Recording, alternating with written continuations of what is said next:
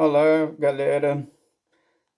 1101, não, não é 1101, 1001 e 1005 do CIEP 331. Essa videoaula é exclusivamente para vocês. E antes de falar um pouquinho, né, de avançar um pouquinho com o conteúdo, só pedir a vocês ou sinalizar para vocês que fiquem tranquilos em relação a conteúdo, a aula, a escola.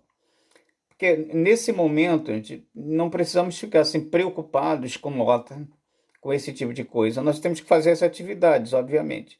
Só que todos nós entendemos, tá? E quando eu digo todos nós mesmos, né, professores, direção, Secretaria de Educação, governo do estado, todos entendemos, né, que esse modelo de EAD, ele não é a solução. É claro que ele não dá conta.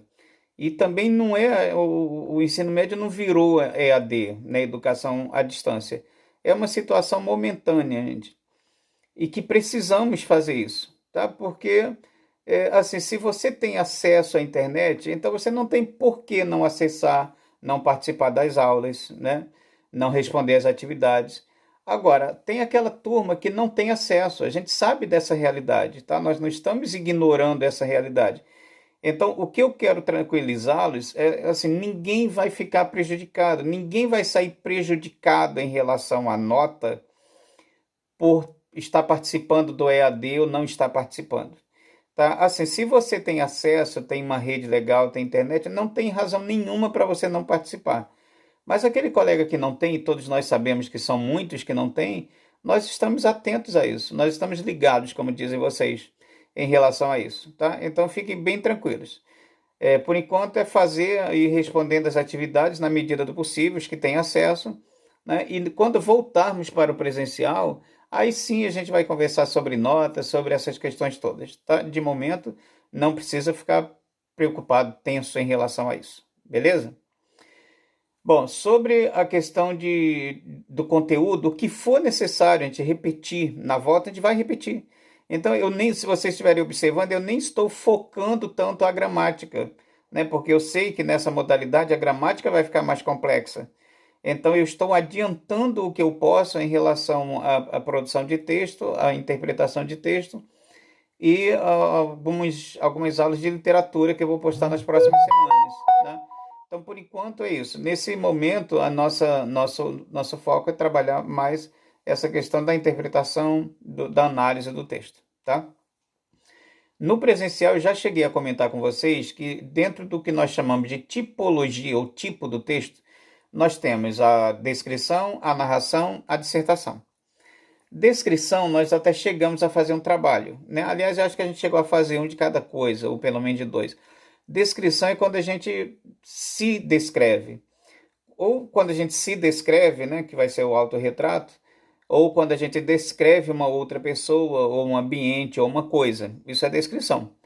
Descrição é sempre como se estivéssemos fazendo um retrato falado de alguém ou de alguma coisa, ou de nós mesmos, né? Falado ou escrito. Escrevendo, detalhando isso. Seja uma paisagem, seja um objeto, seja uma pessoa. Quando nós contamos uma história, isso é narração. Então, o que é narrar? Contar a história. Se a gente conta uma história, não importa se ela é real ou se ela é fictícia. Se a gente está contando uma história, isso é narração. Tá? Pela manhã, quando eu cheguei a tal lugar, encontrei fulaninho, e aí você vai contar, construir uma narração em cima disso. Contar a história sempre será o texto narrativo. E a dissertação é quando a gente defende um ponto de vista. Então você pensa sobre determinada coisa e aí você expõe os seus argumentos sobre aquilo. Então, por exemplo, já que estamos em quarentena, né? Vamos falar de quarentena para dar um exemplo. Então, por exemplo, eu acho a quarentena absolutamente necessária. Se o número de mortes no Brasil não está atingindo aqueles números absurdos da Itália, é porque nós estamos na quarentena. Então, o meu ponto de vista, a minha tese, porque o texto argumentativo ele é construído a partir de uma tese e de argumentos. Então, o tema, a quarentena. Minha tese sobre a quarentena. Eu acho necessária. Eu acho que ela precisa acontecer. Não todos nós vamos perder alguma coisa. Estamos perdendo, vamos perder. Né? Seja no salário, seja emprego, né, consequentemente o salário. Alguma coisa a gente vai sair perdendo. A população como um todo, né? É como se o Brasil fosse empobrecer. O Brasil e o mundo vai passar por esse processo de empobrecimento, né, nos próximos meses, anos, até tudo se recuperar.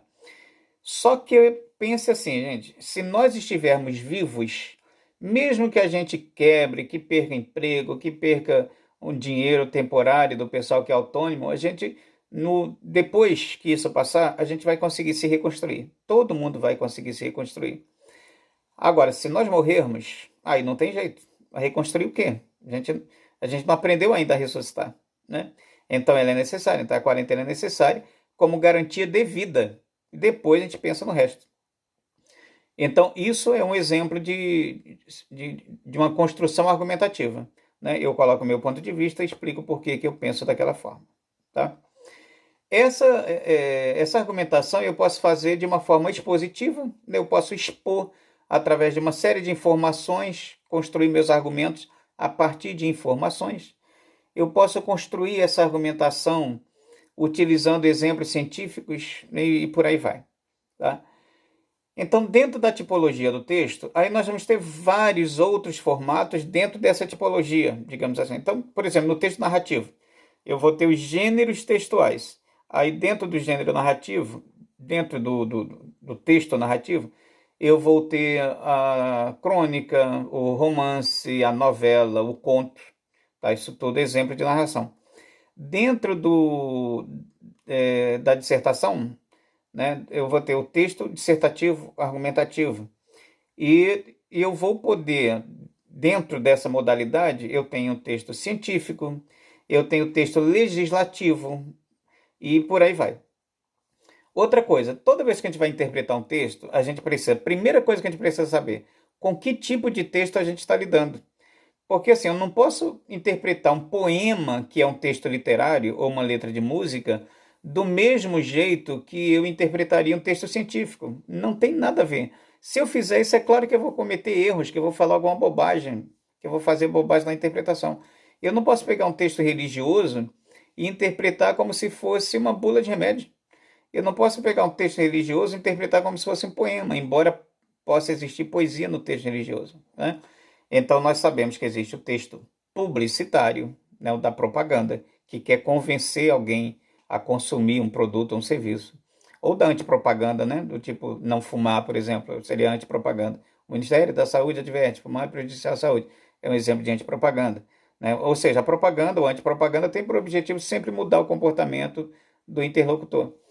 Então, eu tenho esse texto publicitário, eu tenho texto religioso, eu tenho texto literário, da letra de música, da poesia, eu tenho texto narrativo, descritivo, dissertativo, eu tenho a bula de remédio, o texto que é um texto informativo, o manual para montar alguma coisa, que é um texto informativo, instrutivo, né? Eu tenho várias modalidades. Um e-mail, quando você escreve uma postagem, eu sei que a geração de vocês já não usa tanto e-mail, mas quando você utiliza uma postagem, você conversa com alguém no WhatsApp, você faz uma postagem no Facebook, no Instagram, né? Isso também tem a ver com gênero textual, com tipos de texto, tá? E cada análise de texto que a gente vai fazer, a gente precisa saber que tipo de texto é esse. Por que se interpreta a Bíblia, por exemplo, que é um texto religioso muito antigo, e se fala tanta bobagem com relação à interpretação dela? Porque as pessoas que se atrevem a interpretar, muitas vezes ignoram que está lidando com um texto religioso que foi escrito numa outra cultura, no outro povo, no outro continente, e que nós podemos sim utilizá-lo hoje como padrão, como parâmetro para hoje, mas nós não podemos ignorar quando foi escrito, por quem foi escrito, onde foi escrito, tá? Então, é fundamental para a gente interpretar corretamente um texto, saber com que tipo de texto a gente está lidando, beleza? Eu vou colocar aí na atividade uma interpretação de texto bastante simples. Tá? Um texto bastante simples, literário, que é o que eu vou pedir para essa semana, tá? Espero que a gente se veja em breve. Continuamos aí aguardando os acontecimentos. Tranquilidade para todos, saúde para todos e na torcida aí para que tudo isso passe logo. Um abraço, galera.